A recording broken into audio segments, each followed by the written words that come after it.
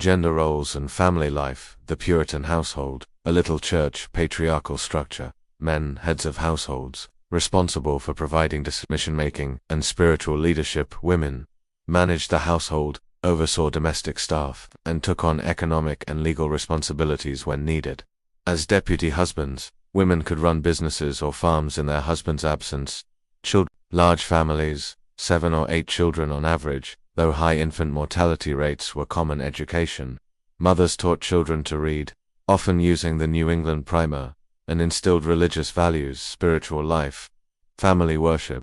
Both parents were responsible for the spiritual upbringing of their children, aiming to raise a godly seed. Social expectations. Women's authority. While subordinate in public, women had significant authority within the home and were essential to the family's spiritual and economic well-being. Domestic life and housing. Homes built for faith, family, and survival. Architecture. Early homes, modest wooden structures with 1 or 2 rooms, built quickly for shelter. Larger homes. As wealth grew, some built multi-room, multi-story houses, but even these were simple by modern standards. Features. Central fireplace, the heart of the home for cooking and heating. Room layout. A central common room for cooking, eating, and working. Bedrooms, chambers above furnishings, sparse and utilitarian. Storage was minimal, with clothing and bedding kept in chests. Daily routines. Heating and lighting, firewood for warmth, candles or oil lamps for light. Sanitation, water from wells, chamber pots and outdoor privies. Community.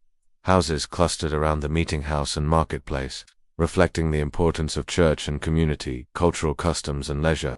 Faithful fun, recreation and social life. Religious centrality. Church attendance, mandatory and central to community life. Education. High literacy rates, with schools established so all could read the Bible. Leisure activities, permitted recreation, singing, storytelling, and games for children with parental approval. Music and arts. Musical instruments were avoided in church but enjoyed at home.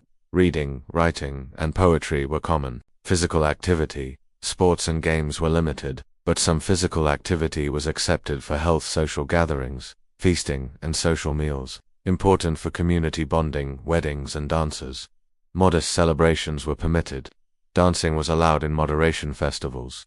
Traditional English holidays were suppressed, but harvest festivals and days of Thanksgiving were celebrated. Public punishments. Public punishments for moral transgressions served as both deterrent and social spectacle. In summary, life in 17th century Boston was a tapestry woven from faith, family, and hard work. The Puritans' beliefs shaped every aspect of daily existence, from the bread on their tables to the bonnets on their heads, from the structure of their homes to the rhythms of their work and worship. While their society was disciplined and sometimes severe, it was also vibrant, resourceful, and deeply communal. A world where every meal, garment, and gathering was a reflection of their vision for a godly city upon a hill.